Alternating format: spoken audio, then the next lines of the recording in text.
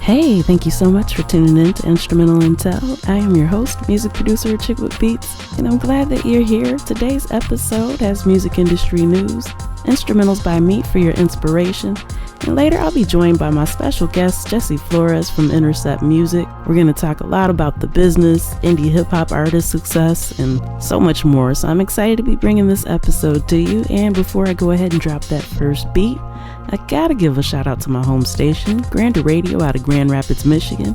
And with that, let's go.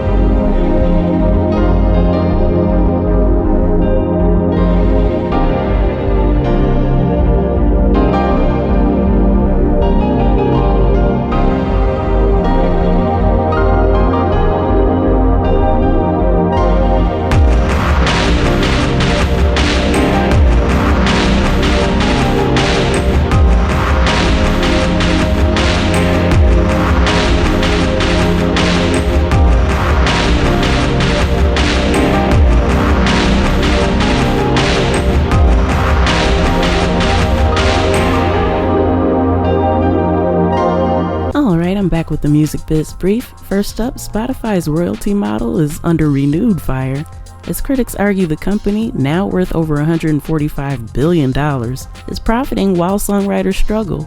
The controversial audiobook bundling strategy has already cost publishers $230 million in lost payouts. Some are calling on CEO Daniel Ek to lead reform, including a proposal to give songwriters a 1% equity stake, which could fund healthcare and career services for over 50,000 writers. We'll see how that plays out. Next, a new report from Outpost Partners tracks over 600 music tech startups and shows early-stage funding remains steady, with average raises around $2 million and valuations trending upward.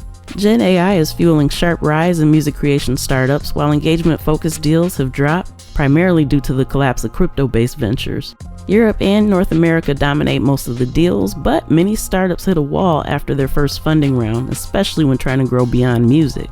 Also, Twitch has started testing vertical video streams with a small group of creators, kind of aiming to compete with platforms like TikTok, Instagram Reels, and YouTube Shorts. The new feature includes a vertical theater mode and lets users switch between classic and vertical formats. While it's still in early testing, Twitch plans to expand access later this year, so heads up DJs, this might be a new way that you might want to try to get some of your work out there.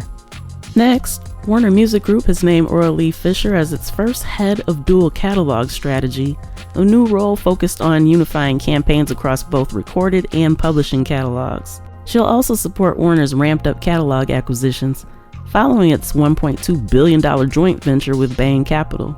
Lee Fisher joins from Universal, where she's led global campaigns for legends like the Beatles and Elton John.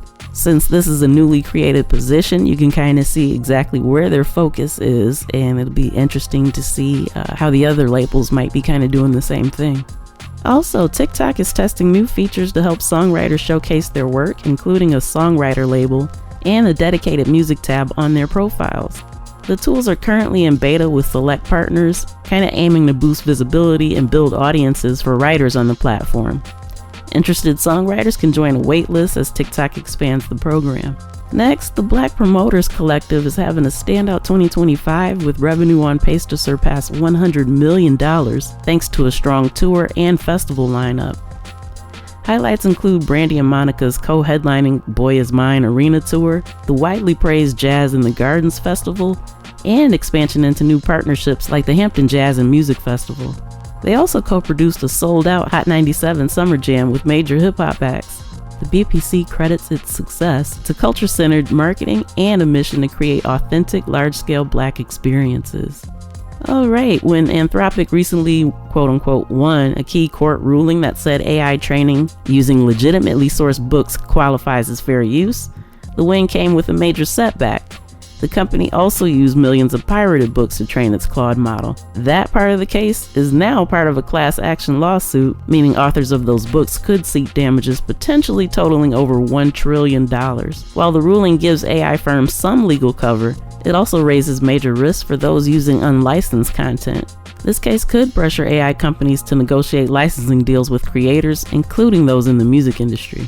Next, Universal Music Group is preparing for a potential U.S. stock listing, filing a confidential draft registration with the SEC for a public offering of shares held by existing shareholders. It would be a secondary listing alongside its current trading on Amsterdam's Euronext exchange. No timeline or pricing details have been disclosed, so this follows earlier pressure from investor Bill Ackman's Pershing Square, which has gradually reduced its Universal stake.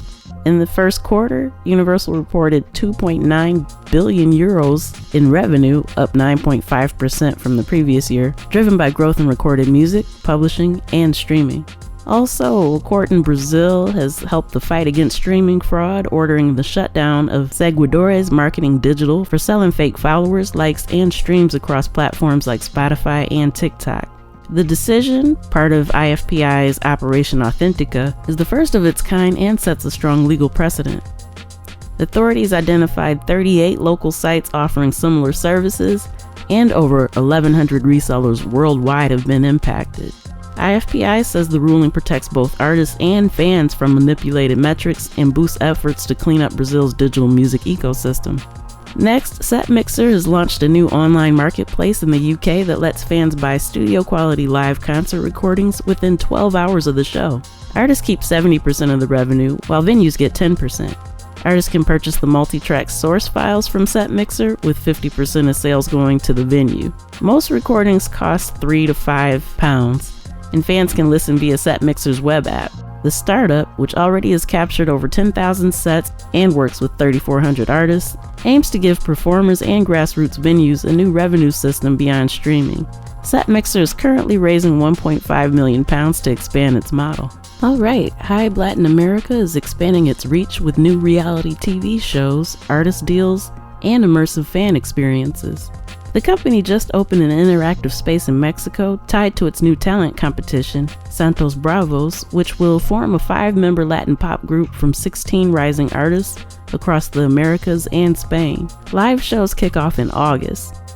Hybe is also teaming up with Telemundo on Pase a la Fama, a competition to form a new regional Mexican banda. Meanwhile, they've signed Daddy Yankee and Colombian pop brand Morat, highlighting their continued investment in the Spanish language music market.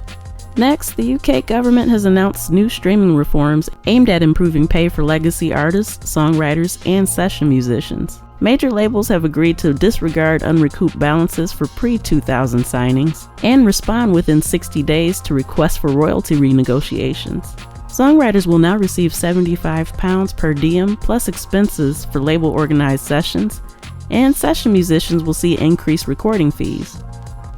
While industry groups welcome the changes, many creator advocates say the measures fall short of deeper reforms, like royalty rebalancing or rights reversion, and promise to keep pushing for stronger action. Also, under a new partnership with LiquidX Capital, Universal Music Group is accelerating the development and licensing of its music-related AI patents. The deal includes the formation of Music IP Holdings, which will manage global licensing. 15 patents have been filed so far, covering areas like artist marketing, audience targeting, wellness-focused audio tech, rights management, and AI threat protection, 2 of which have already been granted.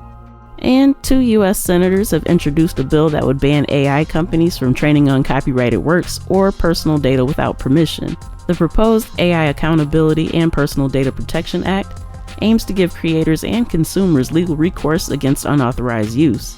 This, of course, comes during ongoing lawsuits over whether AI training qualifies as fair use under current law.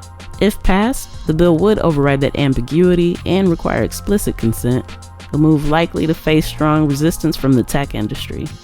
So once again, we'll see how this plays out.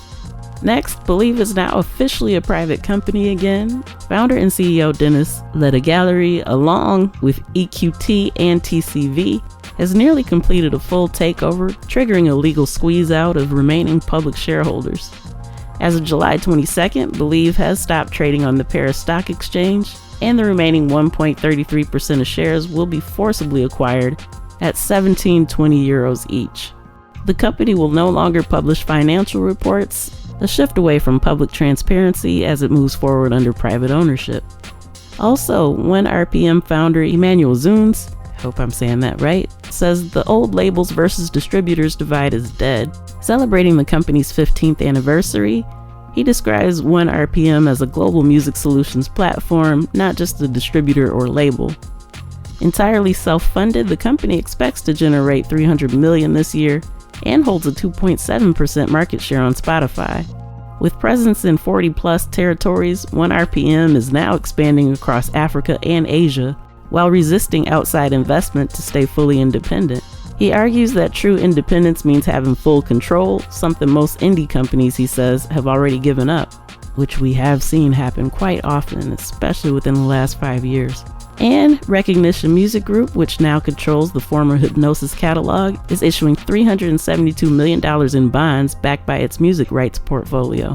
The catalog was recently valued at $2.95 billion and includes work from artists like Justin Bieber, Shakira, and Journey, with most assets over 10 years old. Proceeds will go towards reserves, debt repayment, and corporate needs. Rating agency KBRA assigned the bonds on an A rating, citing streaming as a key revenue driver. So this goes along with the broader trend of music companies leveraging catalogs for large-scale debt deals, as seen in Concord's recent $1.76 billion issuance.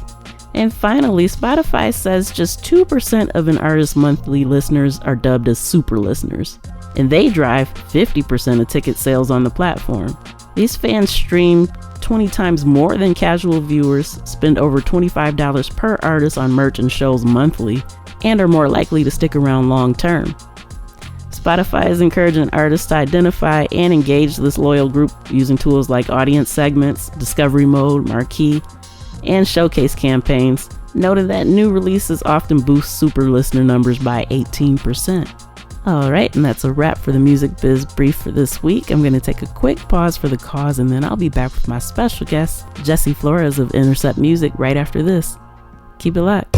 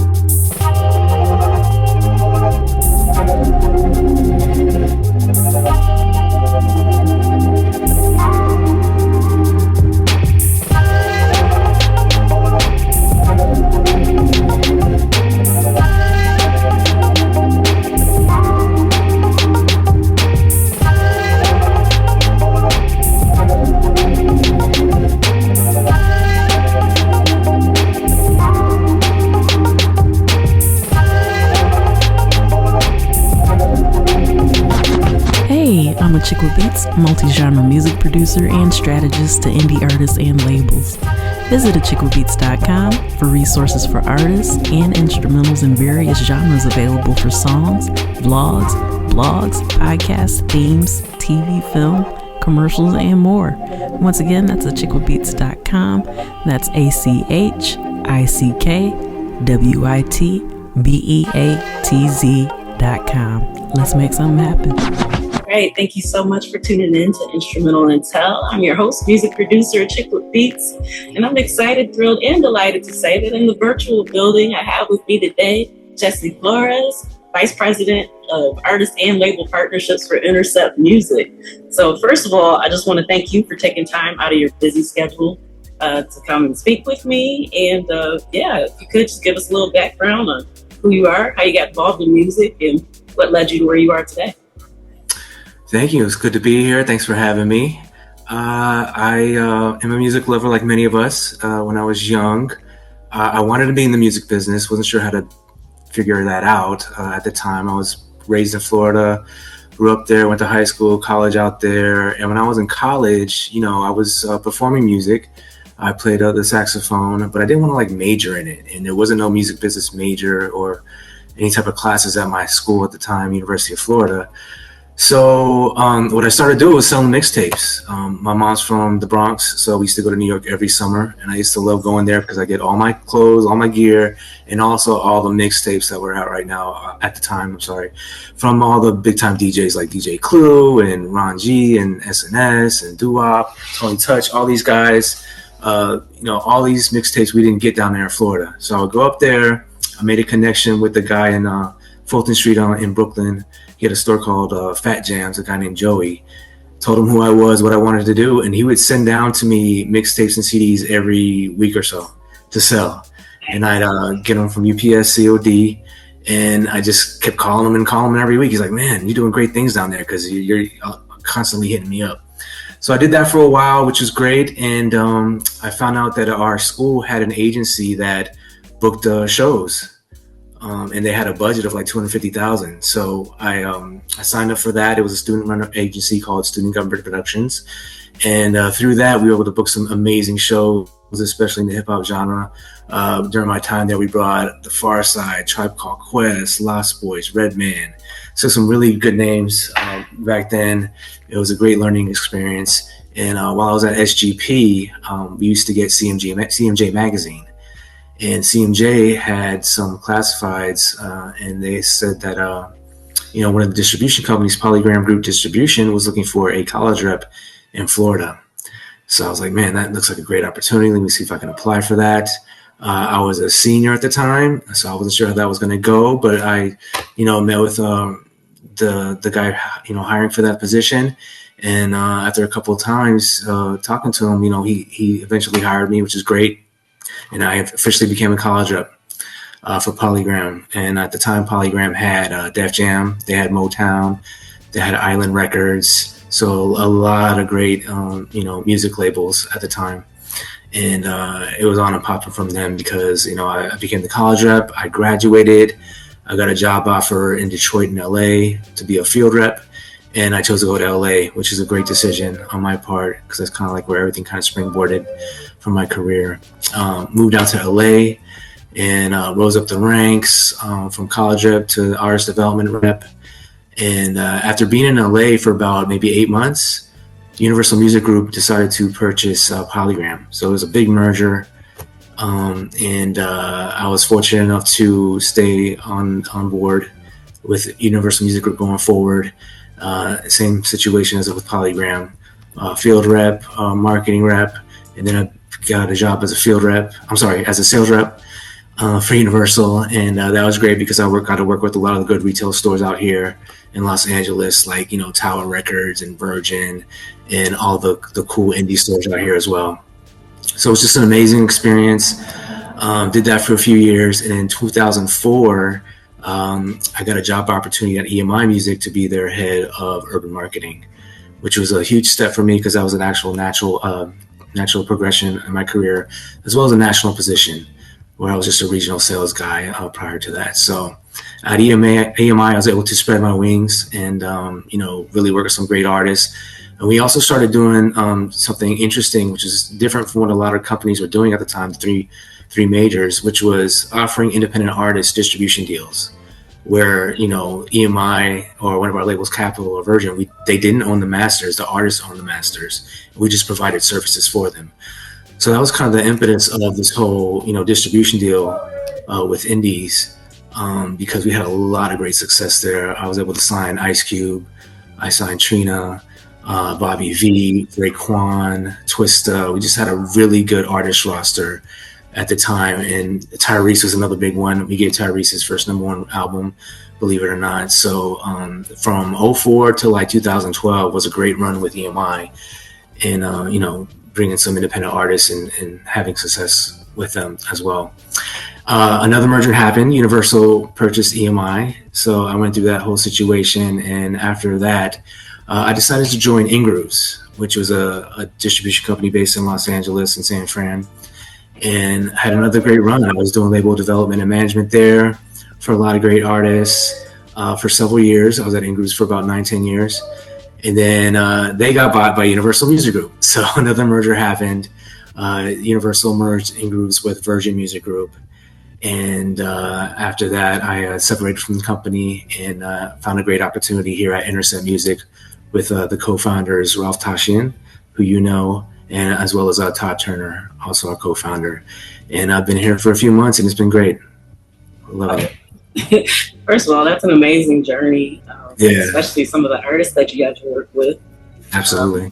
You've named a huge range of people. Say from the time that you realized that you wanted to be in the industry, who would you say were some of the artists that kind of influenced that most, like before you got to doing what you're doing now? You mean as far as like artists that I grew up listening to? Type of thing? Yeah. Oh, everybody.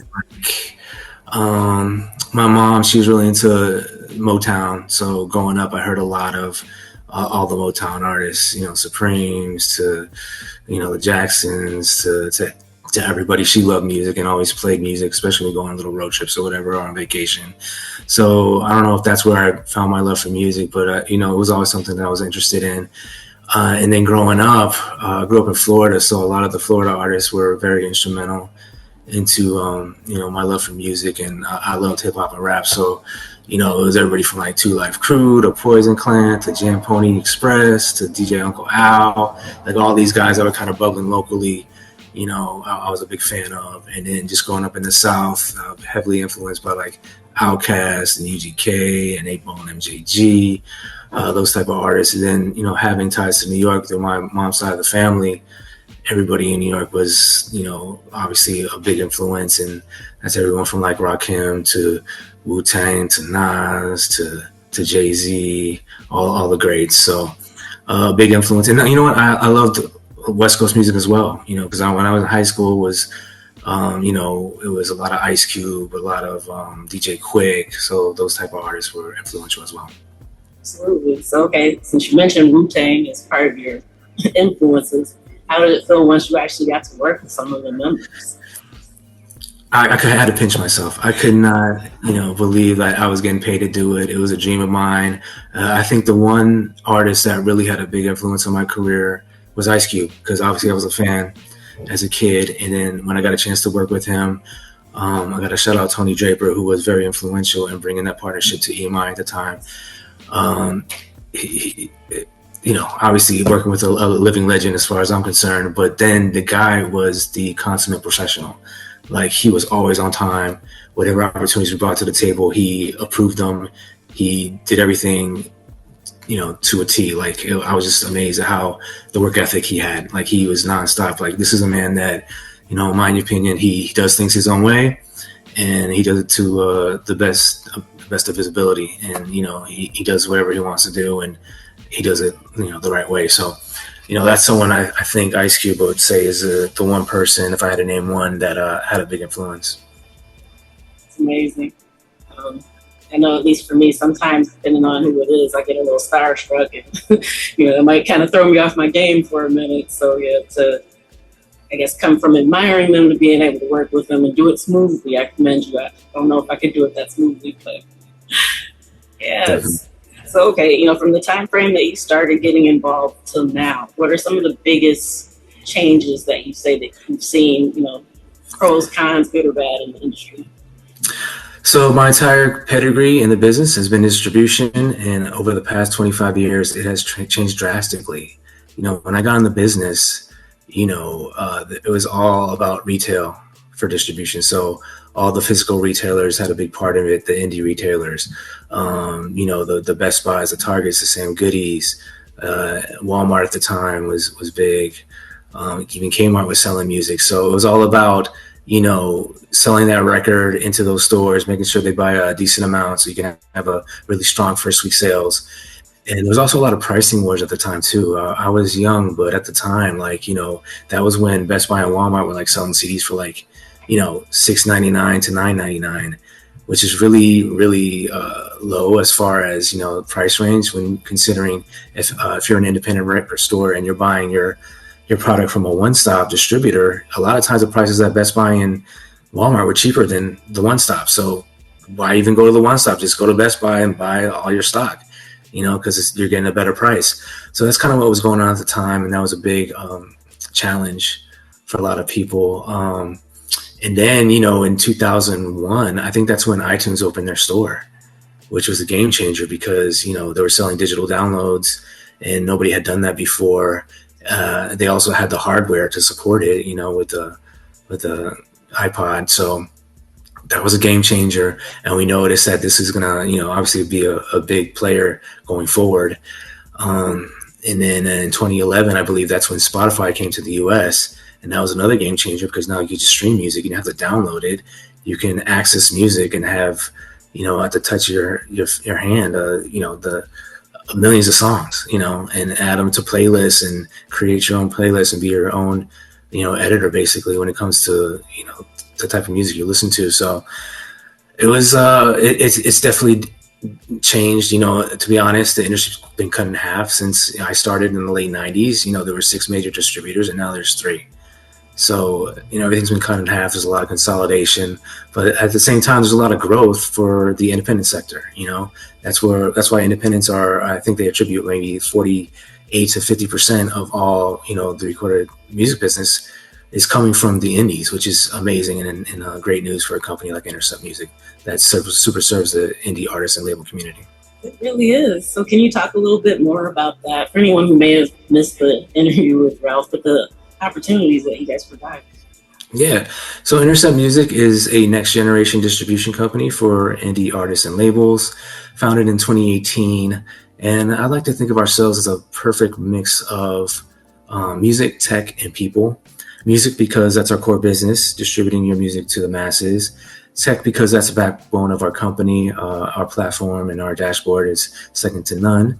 And people because we have a team of great employees and just incredible people that are there to super serve our indie partners on a daily basis. So all that combined, we're poised to really have a great run going forward. We do extremely well with Latin music right now. We're building up our US repertoire as well, and now's the right time. It's really a great time to be independent and be with a company like Intercept Music if you really want to grow your business. Because we're not just a distributor, and there's a lot of just people out there, a lot of companies out there that can distribute your product from A to B. But there's more to that. We want to be your strategic growth partner. We want to be there to help build your career. We're going to be able to talk to you, discuss release strategy, kind of help you, go through the woods and just kind of figure out how do you rise above that noise. It's really incredible work that you're doing. So since most of the audience kind of falls into that category of independent artists, what type of advice do you have for them when they're, I guess, looking to make that decision? Like you stated, there are a bunch of distributors out there, but not all of them cover the same needs. So what advice would you have for artists that are looking to kind of narrow it down and figure out who to choose? Well, I think you got to have a vision, and you also got to have a plan, in order to be successful in a competitive business like the music industry. You really need to separate yourself from everybody else. Why should anybody care about what you're putting out? You really got to build a fan base that's fully engaged. You got to have a story to tell, whether it's with your music, for example, you need to have a consistent flow of releases. You can't put out music for like a year or two and then go away and not put anything out for 2-3 years and then, I want to start putting out music again. That's not going to work because you're essentially going to have to start over, especially as a developing artist. Music is always changing. It's very competitive. There's so many tracks being released every day. You got to be there for your fans and let them know what you have coming out. Be consistent with that. Also with your messaging on social media to support your releases, be consistent with that as well. Got to have a plan. Also have a good team around you. I'd say a good team of about 5 people, which I call the Fantastic Five. It's a good manager, a good entertainment attorney, distributor, publicist, and online marketing and social media specialist. Having those people in your corner helping you develop that plan is vital, in my opinion, for success. And you also got to be patient and resilient. It's not going to happen overnight for a lot of people, for most people. So, if you got to be able to stay in the game, have that vision, and be really up for the challenge, because it's not going to be easy. Thank you so much for that. That's some excellent advice. Appreciate you dropping those gems. Yeah. So especially even considering your career, with all the different changes that you've been through and witnessed, all the buyouts as the labels were consolidating, how were you able to just keep rolling from one thing to the next without, hesitation? Well, it's the music business. It's always about the next best opportunity. And believe it or not, it is kind of a small world, and it's getting smaller. And it's crucial to have relationships with good people. And for example, Ralph and Todd, the co-founders of Intercept, I've known Ralph for about 15, 17 years, and we've kept in touch. He knew me when I was at EMI, and he was always, a great person to kind of, talk with and catch up with and discuss things about the business. And then when I became a free agent, it was only right that, one, he reached out to me, and two, I seriously consider, what he has developed, his vision, and, where he's going to take the company forward in the future. And I thought, this is a great opportunity for me. The time is right now. Let's partner together and really grow this company and take it to the next level. Thank you for that. I had to ask because, a lot of times as creatives, we might be kind of nervous to keep going. Your career is a good example of that, and how you just kept pushing through. And it's really commendable. Yeah, I've been through about 5 mergers, survived 3 of them. So there's been a couple of times where I've been laid off, and, I could have laid down and given up and gotten outside the industry. But I'm thankful that I'm blessed to have a lot of good friends that, care about me and what I've done in the past, and believe in me, trust in me, and wanted to give me an opportunity. So I don't want you to give away any secrets that you can't, but what's next on the pipeline for what you're doing specifically in your department? Whatever you can share. Well, it's really trying to better our service offering for our partners, artists and label partners. And a lot of that is with our dashboard and the tools that we provide. If you join Intercept Music, you'll be able to obviously upload and distribute your music to the masses, but you can also provide a merch store. Say you have a new release and it's a catchy single with a catchy hook, and you want to put out some merch. All that can be done within our dashboard with our integration with Shopify, which is amazing. You can also use AI in a marketing capacity on our dashboard. So say you need to come up with some social media messaging for some posts coming up to support the release, or you need a bio or a maybe a press release. All that can be generated through AI within our dashboard. Same thing with a marketing plan. We're getting to that too. That's on the roadmap for AI in on our dashboard. You can also book advertising, digital advertising, Spotify advertising, outdoor advertising, YouTube advertising. All that can be done within the dashboard. So all these tools, which are created for our artists and labels to use, are very helpful in helping build their career. So I appreciate you sharing that. A lot of times I think artists don't really understand, all the different things that are out there, just because so much focus tends to be on, some of the larger platforms. So I appreciate you taking the time to break that down.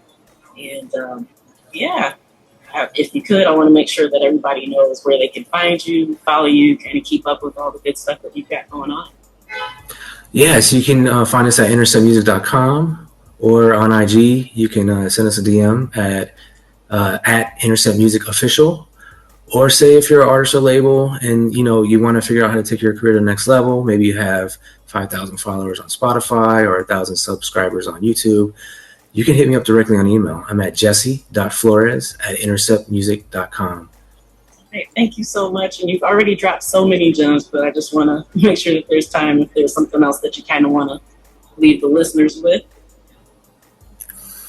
If you're an artist and you're, an emerging artist, just trying to figure out what to do, reach out to us because that's what we're here for. We're here to be your partner. We want to help you grow. Like I said, in the U.S. specifically, we really want to really make an impact and, prove that Intercept is definitely the next level distribution company that's going to make some noise going forward. And we're here for that. So, yeah, any questions, any comments, or you just want to find more info about the company, please feel free to reach out to me. Right. Thank you so much. Thank you. All right, and that's a wrap for this episode of Instrumental Intel. I've been your host, music producer, Chick with Beats. And once again, I want to thank you for listening. I want to thank my special guest, Jesse Flores, for coming through to share his insight and experience. And I also want to thank my home station, Grander Radio out of Grand Rapids, Michigan. Make sure you tune in next week. I got more goodness lined up for you. So, till next time, you know where to find me. Tune in, tell a friend, and I'll see you then. Peace.